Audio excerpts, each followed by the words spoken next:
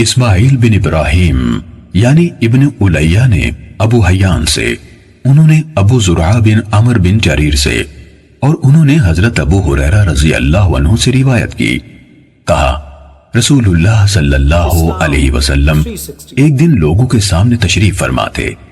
ایک آدمی آپ صلی اللہ علیہ وسلم کے پاس آیا اور پوچھا، اے اللہ کے رسول، ایمان کیا ہے؟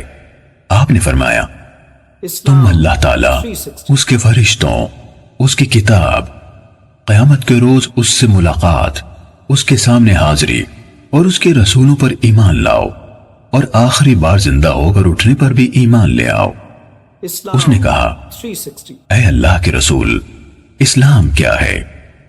آپ نے فرمایا، اسلام یہ ہے کہ اللہ تعالیٰ کی عبادت کرو، اس کے ساتھ کسی چیز کو شریک نہ ٹھہراؤ، لکھی یعنی فرض کی گئی نمازوں کی پابندی کرو، فرض کی گئی زکوٰۃ ادا کرو، اور رمضان کے روزے رکھو۔ اس نے کہا، اے اللہ کے رسول، احسان کیا ہے؟ آپ صلی اللہ علیہ وسلم نے فرمایا، اللہ تعالیٰ کی عبادت اس طرح کرو گویا تم اسے دیکھ رہے ہو، اور اگر تم اسے نہیں دیکھ رہے ہو تو وہ یقیناً تمہیں دیکھ رہا ہے۔ اس نے کہا، اے اللہ کے رسول، قیامت کب قائم ہوگی؟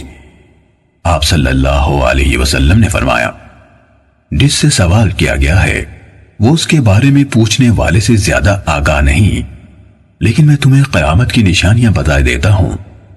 جب لونڈی اپنا مالک جنے گی تو یہ اس کی نشانیوں میں سے ہے، اور جب ننگے بدن اور ننگے پاؤں والے لوگوں کے سردار بن جائیں گے تو یہ اس کی نشانیوں میں سے ہے، اور جب بھیڑ بکریاں چرانے والے اونچی اونچی عمارتیں بنانے میں ایک دوسرے سے مقابلہ کریں گے تو یہ اس کی علامات میں سے ہے۔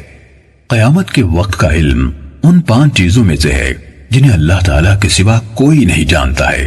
پھر آپ صلی اللہ علیہ وسلم نے یہ آیت پڑھی، بے شک اللہ تعالیٰ ہی کے پاس قیامت کا علم ہے، وہی بارش برساتا ہے، اور وہی جانتا ہے کہ ارحام یعنی ماؤں کے پیٹوں میں کیا ہے۔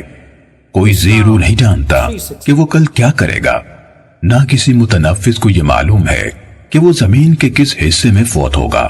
بلا شبہ اللہ تعالیٰ علم والا خبردار ہے۔ حضرت ابو ہریرہ رضی اللہ عنہ نے کہا، پھر وہ آدمی واپس چلا گیا تو رسول اللہ صلی اللہ علیہ وسلم نے فرمایا، اس آدمی کو میرے پاس واپس لاؤ۔ صحابہ کرام رضی اللہ عنہم اسے واپس لانے کے لیے بھاگ دوڑ کرنے لگے تو انہیں کچھ نظر نہ آیا۔ رسول اللہ